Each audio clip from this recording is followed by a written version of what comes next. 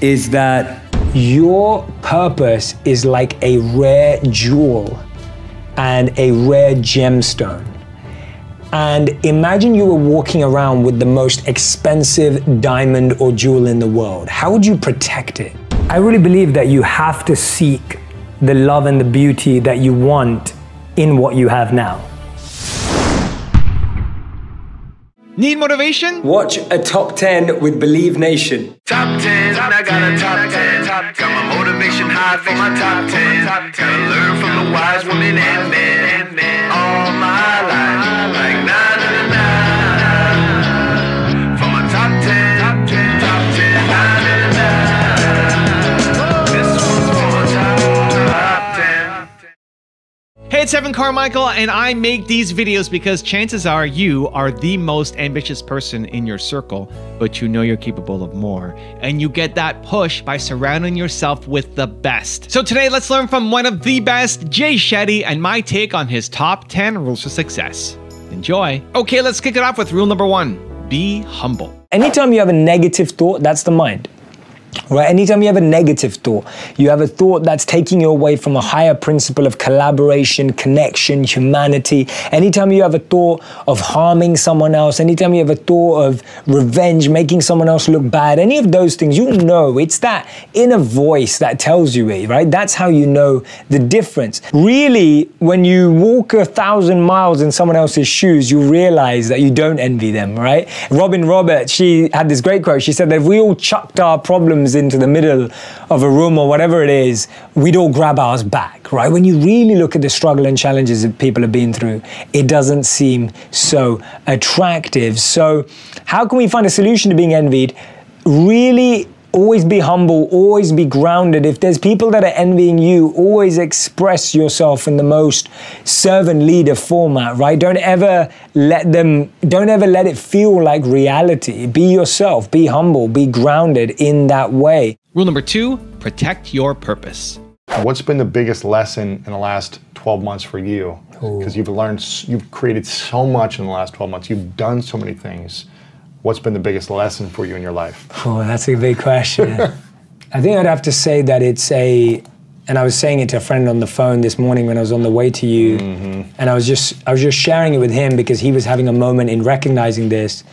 There's a wonderful verse in the Manusmriti, which I talk about in Think Like a Monk. It's a monk book. And in the verse it says, when you protect your purpose protects you. Now, I want to unpack that. What I mean by that is your purpose is like a rare jewel and a rare gemstone. And imagine you were walking around with the most expensive diamond or jewel in the world. How would you protect it? You want to just like wave it out, yeah. Yeah, you want to just wear it on your chest. Like this. Like a baby. Holding it. Yeah. Putting a pillow around it, a blanket, you'd do like, yeah, protect it. You'd protect it. And so your purpose is like that. And guess what? Wow. People are going to tell you every day that that jewel is not worth anything. They're going to tell you that that jewel is actually valueless. It doesn't have any impact on your life. They're going to try and take away that value. They're going to tell you that there's another jewel out there that you need to have more value. And what ends up happening is I love the word, look at the wording, protect your purpose. You have to protect it. So what happens is your success grows, you get more opportunities, more ideas, more things coming your way, temptations, but they can all take you away from your purpose. Yeah. Distractions. And to me, I'm repeating this for myself because I'm like, I just want to stick to what I was born to do. And I'm so grateful that I get to do it. I'm so happy I get to do it. And I want to keep protecting it. I don't want to get lost in the waves. You know, you don't want to just get chucked in the waves of the ocean and just get lost and just not know where you're going. So for me, when you protect your purpose protects you. Rule number 3, find the missing puzzle piece. Sometimes it's just what you're fascinated with right now. That's right. Because I think sometimes we make it too big and we're like, oh, well, what's my big purpose or what's my big service to the world? And it's like, well, what moves you right now? Like, what are you interested in right now? Mine was totally the opposite way. I grew up as a really shy kid. I'm right down the middle of introvert and extrovert too. And my parents forced me to go to public speaking and drama school when I was 14 years old. Oh my God. Because they were scared that I was too shy and I was too much of an introvert and I didn't know how to communicate. So my parents forced me to go from my school. It's an extracurricular activity. I went 3 times a week, 3 hours every week from ages 14 to 18. Wow. The practice, the exams, like we were examined on reading a paragraph from a book with tonality and being able to bring a story to life just through words and visuals. And then being able to, there was this thing called impromptu presentations where you got a subject 5 minutes before you had to go in and talk about it. Love that. And you'd be able to talk about it and you couldn't say anything that wasn't true. So you had to make sure that it was all factual and whatever you did research in those 5 to 10, 15 minutes was right. And I remember doing that and I get to the end of that and I was like, oh, well, I've got this skill now, but I don't know what to use it for because that's basically what I was like at 18. I was like, oh, so I've learned how to do public speaking. I'm now 4 years into my London Academy of Music, Drama and Arts and I've got, a gold medal in this. But I was like, what do I do with this? Because I had nothing to talk about. And then when I started studying philosophy from the Eastern perspective of the Vedas and the Bhagavad Gita, I was like, oh, this is what I was meant to learn it for. Wow. Like it almost like was I had a skill with no service. Sure. And I don't want, and that's what I'm saying, that if you're listening to this right now and you have a skill with no service, don't worry. Or if you have a service with no skill, don't worry. That's right. Just go and find the missing piece of the jigsaw you just gave us. Yes. This 4-piece jigsaw you just gave us. Chances are you probably have one of them. Yeah. And then you can go and build the other 3. But don't worry about having all of them now. Rule number 4, embrace polarities. I think the 2 things that we're all working towards is a sense of peace and a sense of purpose. Peace is for yourself and purpose is for the world. And I think we all exist in both places. And I think where we go wrong is that we try to live life in an either or. And this was one of the most beautiful lessons that I learned as a monk, that life was about self and about service. There was no either or. It wasn't disconnected or divided. You couldn't live a life of complete selfishness and expect to be happy. That wouldn't work. Even if you look at like hedonism, if you look at it as a philosophy of life, or hedonism, however it's pronounced here, but if you look at that as a philosophy of life, which is let's just accumulate, let's just hoard, and let's just celebrate on my own, we know people and stories about people who will not be satisfied that way, to just have. You're one of them. You and Lisa, and I can say this honestly, and I said this to Lisa the other day, are 2 of the most generous, loving people and humble people that I know, despite all your success and incredible achievement. And that's what endears people to you. It's not what you have that endears people, or that may endear some people to you, but what keeps the right people around is that you both have these human qualities, because you want to serve, you want to help, you want to support and collaborate.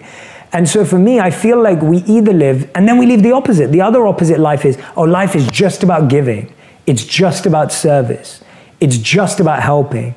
That's not sustainable either. And so to me, I've discovered through real monk wisdom that life is actually embracing polarities. It's actually about doing a dance and knowing which way to go at the right time. So I believe as much in strategy as I do in sincerity. And I believe in much as generosity as I do in generating value for myself. And I believe as much in giving as I do in growing.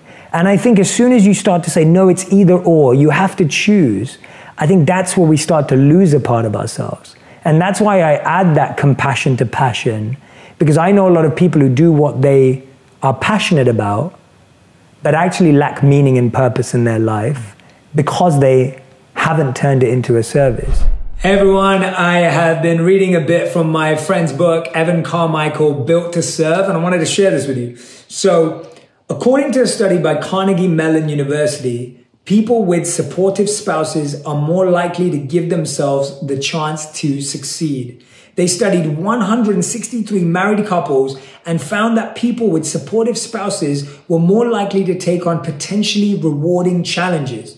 Those who accepted challenges experienced more personal growth, happiness, and psychological well-being. Now, I can truly say that I've experienced that in my life. When I first met my wife, I was just starting out. I had never released a video. I hadn't created any content, and she was such an important part of feeling supported on that journey. So Whether you're in a relationship, whether you're dating, whether you're married, or even if you're single, being supported by friends and a strong community is important. Built to Serve by Evan Carmichael, great book on how you can find your purpose and also on reminding us that we can all make a difference in the world. Thanks, Evan.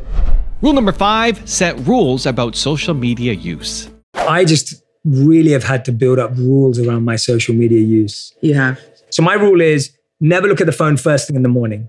Oh right? my gosh, I am really trying. This is my biggest one. Like, I think if we did this, we would conquer our lives. I have now not looked at Instagram first thing in the morning. I just look at like the text, the email. Okay, we're good. That's good. Yep. That's huge. It is for me. That's huge. At one point, I actually used to put my phone and my laptop locked in my car downstairs. Whoa. Because that was the only way I could truly convince myself not to look at my phone. And I think we have to go to that extent sometimes, or that extremity, to really push ourselves out of it. So I don't look at my phone until I go down to the gym, which is 2 hours after I meditate and wake up and everything. So I try and avoid looking at my phone for those first 2 hours. And I find what that does is it gives your mind time to warm up. You don't start your mind on someone else's reactive schedule. Right. When you wake up and you look at that email and you look at that notification, you're now thinking about everything everyone wants you to do, not what you want to do. Right? You're not thinking about who you want to be or what you want to achieve. You're thinking about, oh, Mary wants me to get that right. You know, Julie wants me to do that, right? Like whatever it is, like you start thinking about everyone else's schedule. And then the third thing that happens is, and I've said this before, but I think it's really powerful when you think about it. And I think about this in the morning, it really stops me. None of us, and I mean literally none of us, would let 100 people walk into our bedroom first thing in the morning. That's true. Ever. Before doing your hair, before you doing maybe your makeup, getting clothes on, having a shower. You would never do that. But we let 100 notifications enter our mind. That's literally trying to shake our consciousness awake, right? It's like really trying to wake your mind up. You're expecting your mind going from 0 to 60 miles per hour in 5 seconds when you open up Instagram or WhatsApp or emails. And it's so much pressure on our minds. That's really all it is. It's pressure and stress for your mind to have to wake up and warm up way quicker than our bodies do.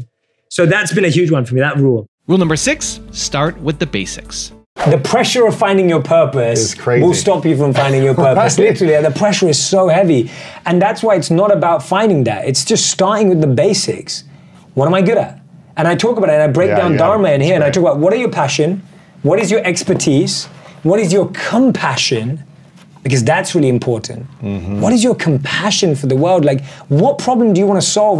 People will say, there's so many things I could do. There's so many things. I'm like, my question is not what causes you the greatest joy. Sometimes my question is, what causes you the greatest pain? Make that your purpose. Make that your purpose. If you don't know what your joy is, you definitely know what your pain is. What do you not like in the world? What do you not like? And so for me, go serve that thing. 100%. So for me, the greatest pain I see in the world is people not reaching their potential. That causes me more pain, because I believe that there is someone out there who is stacking shelves who has the cure to cancer. There is someone out there who's a talented singer. There is someone out there who's not living to their potential, and I think we're better people, we're better partners, and we're better parents when we live to our potential. So that's what I'm trying to solve. And I'm not saying that's the biggest thing, I'm just saying it's my thing. Rule number 7, go all in on your strengths. How do you help people develop their strengths and recognize what their strengths are in the first place and calm that monkey mind so that they can see clearly? This is why I love Tom. You're just amazing. I mean, Tom, you're literally explaining my book for me. I'm just like, this is like the biggest masterclass of the book. It's great. No, and you're spot on that the monkey mind is what we all experience every day. So the monkey mind is jumping from branch to branch. It doesn't want to focus on the root of the issue. It wants to find the next banana. It wants to find the next excuse. It wants to find the next instant gratification, right? That's the monkey mind. And so the monkey mind is never going to help you focus on your strengths. And the reason, going back to one of the earlier questions you asked, the reason why we struggle to find our passion is because the world has constantly pushed us away from our strengths. We've constantly been told to focus on your weaknesses. Oh, you got 3 A's and a D, you should be working on that D. Let's get that up to an A, right? I remember in my school, they had this excruciating exercise where you'd be ranked 1 to 180 on every subject every year. Whoa. And they'd send the list home to your parents. So there were 180 students in my year group, And every subject, art, math, English, science, geography, history, you name it, you were ranked 1 to 180 in every subject based on your test results and scores. And that was like painful when my parents received that. And the crazy thing was, I would always outperform, always. In art, design, philosophy and economics, and English, I was always in the top half, if not in the top quarter, if not in the top 5, right, of my whole year group. And stuff like science and geography and math, I was kind of like in the middle and towards the bottom end of my year. Now, granted, I went to a competitive school, so I was still okay at those things. But the interesting thing was that my parents and my friends' parents would never look at what you came 1 or 2 or 3 in. They'd be looking at the things you came 90, 100, and 110 in. And so we've all been programmed to say, oh, your strengths, they're fine. They're good the way they are. But why are you not performing at this?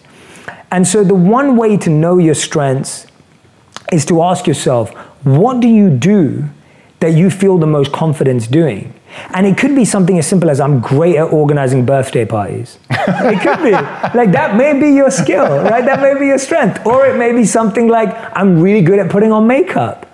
Or it could be that I have a great sense of fashion. It could be any of those things. And if you don't know it yet, you can also do an exercise where you sit down with a colleague, a family member, and a friend, because you need people from all areas of your life, and you ask them, what do you think I do that I excel in, that I stand out in? Or if you could trust me to do one thing in your life for you, what would that one thing be?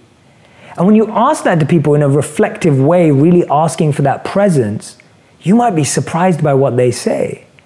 And that's such a powerful question to ask, because someone may actually say something like to you, like, Jay, I think your greatest strength is just knowing what to say to me when I most need it. And you may think, well, that's not a strength you can do anything with, but it is. It is a strength that you can do a lot with if you are okay with accepting that. Of course, I want someone to say to me, oh, Jay, you're an athlete like Cristiano Ronaldo, and you could play football and get the Ballon d'Or and win all these trophies, but that's not my reality. And so I feel that that's the place that I would start with strengths. And there was a great study done on the healthy, wealthy, and wisest people in the world. And they were asked, if you could invest in what you're good at, you're average at, or what you're bad at, where would you put your money? And so if you take 100%, how would you divide that as a ratio? And if you ask this, I want everyone who's listening and watching at home right now to do this exercise. And you may write down 33, 33, 33. You may write down 40, 40, 20. You may write down 10, 10, 80. Whatever you write down, the most healthy, wealthy, wisest, successful people on the planet will say theirs is 100, 0, 0 or 80, 10, 10. They go all in on their strengths because they know that if they go all in on their strengths, they can become exceptional at it. Now, here's the caveat. When it comes to your hard skills, focus on your strengths. But when it comes to your soft skills, focus on your weaknesses. Now you got to tell me which is which. Yeah, so hard skills are things like Excel, math, product design, using a video camera, script writing, speaking. These are all hard skills in the sense that they're very clearly defined, very tangible. You can really measure them. It's almost like a skill that's measurable. Your soft skills are like emotional intelligence, listening, compassion, empathy. These are all soft skills or considered soft skills. And those are where you focus on your weaknesses because they can actually end up tripping you up while you're trying to become the best at doing the hard skill. So you may be the best videographer in the world, but if you don't know how to listen to your community and your team, then no one's going to want to work with you. And so to me, that's the missing link, that we're actually the other way around. We put all our emphasis on getting better at our weaknesses and our hard skills, and we think that because we're empathetic and good people, that will be enough. And it doesn't work that way. Rule number 8, have deep faith. What is faith to you? Faith to me, like the 2 polarities, is the day-to-day practices and the map. So it's the thing that's guiding every decision. Right. It's the thing that's guiding every direction that I move in. It's the thing that guides who I want to be friends with, who I want to connect with, the type of work I want to do. But then it's also what I do daily. And to me, that's what's so beautiful about faith, that it can be practical and simple, but then it can be philosophical and spiritual. Yeah. And so to me, faith is both, because if I'm not practicing on a daily basis, how can it last? Right. And if it's not the governing thing behind all my decisions, then how is it true? Like, how is it real? And how is it your moral compass also? Exactly. Yeah. So for me, it's both of those things at all times. And so it's everything I do in the morning. So my meditation practices, my prayer, the way I communicate, how I speak to my wife. Like, I think all of those things, how I speak to anyone, I think all of those things are my faith. And at the same time, it's like, am I doing this out of love? Am I doing this out of service? Am I taking this decision just because it pays the bills and just because it makes money? Or am I doing this just because I think it will be cool? It's the same as, it's so funny you asked me this question, because I was speaking to someone about you just before coming on the show today. Really? Yes. I was saying one of the things I love about Ashley and why I think we get along so well and we find it so easy to connect is because we both have such deep faith. Yes. And I said, I always find it easier when you meet someone who has their faith, and it may be different, but they're open. Yep. And then you just connect. And that's how I feel with you, that when we first started talking and meeting, I felt it straight away. The people who are really rooted in their faith, and that comes before anything else, I always connect. Yeah. Rule number 9, learn to talk to yourself. Learn how to have a conversation with yourself. Ooh. Like, just learn how to have a conversation with yourself.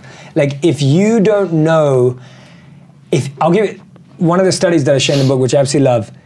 Men and women were asked either to be alone with their thoughts for 15 minutes, or they could give themselves an electric shock if they were bored. And they took the shock. 30% of women chose an electric shock, and 60% of men chose an electric shock because they didn't want to be alone with their thoughts. For 15 minutes. For 15 minutes.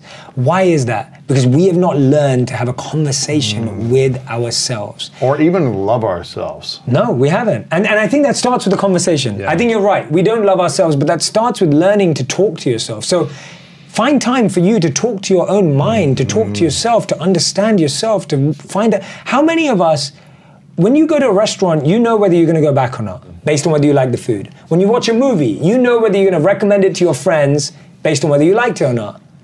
Why do we keep visiting the same people, the same places, and doing the same projects when they don't lift us up?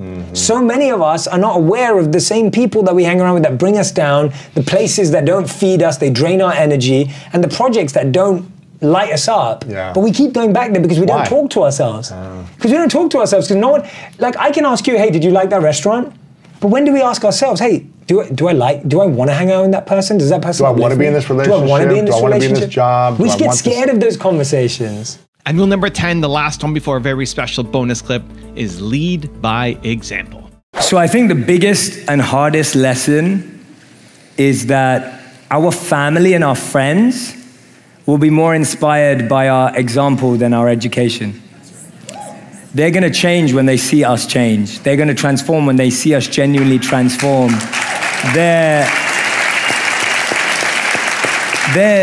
not fascinated by how much you've learned and how much you know, and you can do a headstand now, and you can do all these chakras and mudras, and all these Sanskrit words, and that doesn't move the people that have known you since you were young or have known you before, and that doesn't make an impact on them. What makes an impact on them is your example and your transformation and the amount you've changed. I remember this was really tough. So someone asked a similar question, but not as nicely as you did. You asked it very respectfully. But I remember when I was a monk, this question was asked to my teacher. And my teacher's actually very compassionate, but this was one of his heavier moments of it was harsh.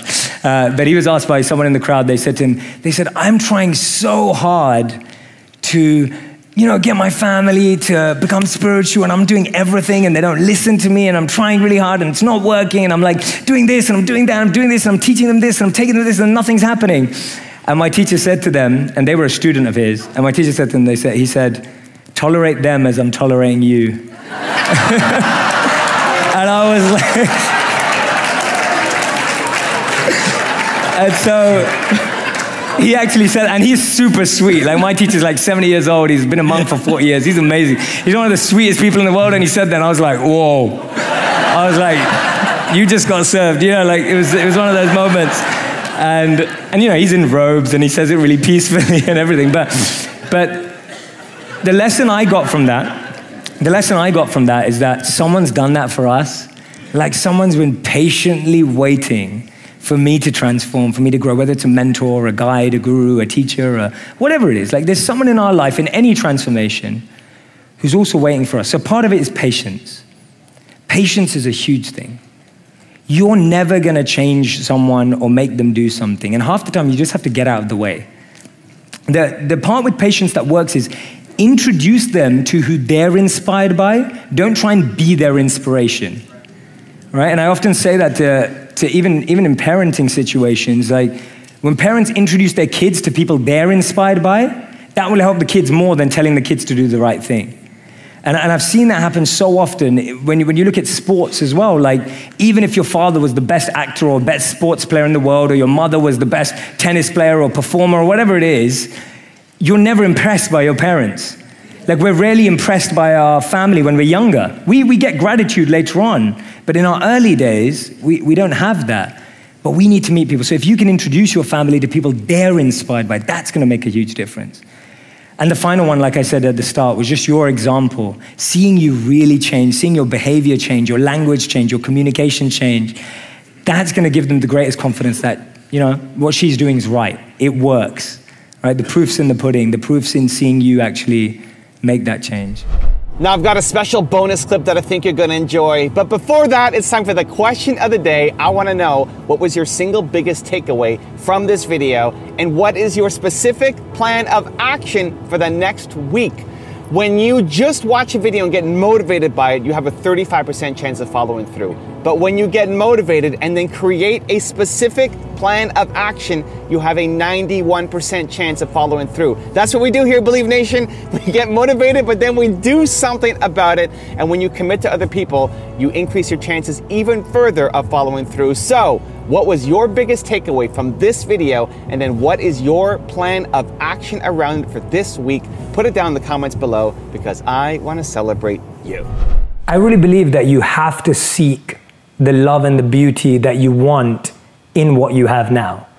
Because that way you're training yourself to extract meaning right now, which means in the short term, if you can, like those hospital workers were doing, if you can fill that role with meaning and your true passion and what's coming from you, then that's going to lead you to discovering the power of it. And I saw that in my own life. When I came back from being a monk and I worked in the corporate world, I was teaching meditation and mindfulness and the things that I talk today in the corporate world.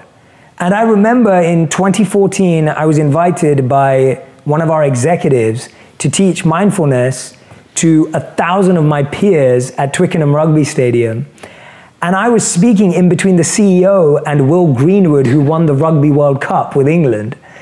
And I'm sitting there in the audience as a complete nobody and completely around people who are my same age. We all make the same money. No one knows who I am. And there I'm sitting there going, how am I gonna share mindfulness? But after doing that experience, I realized that even though my job was digital strategy and social media innovation, and I was a consultant, I was bringing my passion to the workplace, which actually gave me confidence that I could do this outside of the workplace. And that's how the two ideas connect.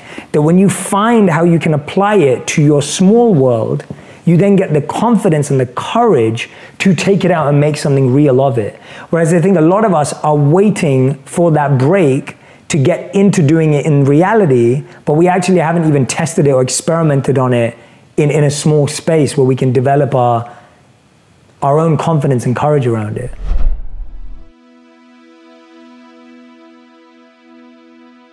If you want another amazing video highlighting excellence in the Indian community, check it out right there next to me. I think you'll enjoy it. Continue to believe, and I'll see you there.